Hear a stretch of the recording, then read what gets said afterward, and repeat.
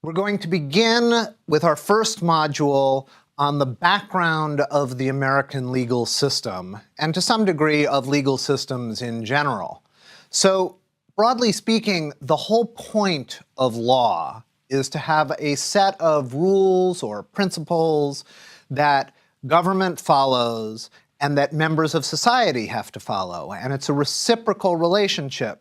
Government has to follow certain rules, and in return, the people also follow those rules.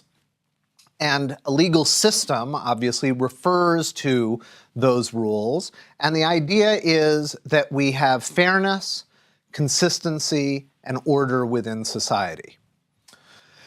Now, originally, legal systems tended to be based on codes, legal codes, statutes that laid out in a lot of detail what was permitted, what was required, and so forth. And still today, most countries in the world use a code-based, or what we call a civil law system.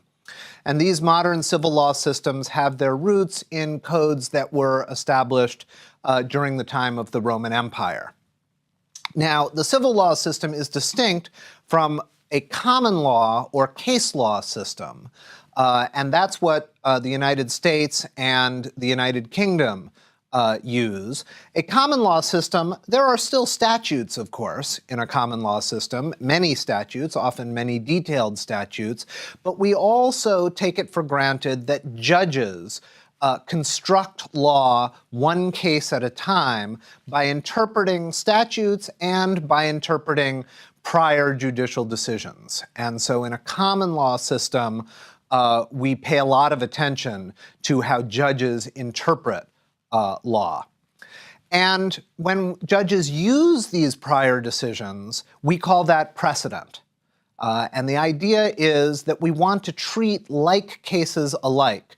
We don't want to have a case one day that gets decided one way and the same set of facts get decided the next day in a totally different way, because that would be inconsistent and it would interfere with both fairness and predictability, which obviously are important in a legal system.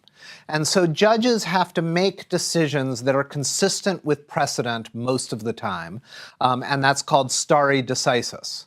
Now, every once in a while, judges will take the extraordinary step of overruling a line of precedent, but that is an extraordinary step, and it does not happen that often. And so more often what we will see is judges following stare decisis, following precedent, and sometimes from one case to another, pushing a little bit in new directions, but generally trying to follow that which has been decided before.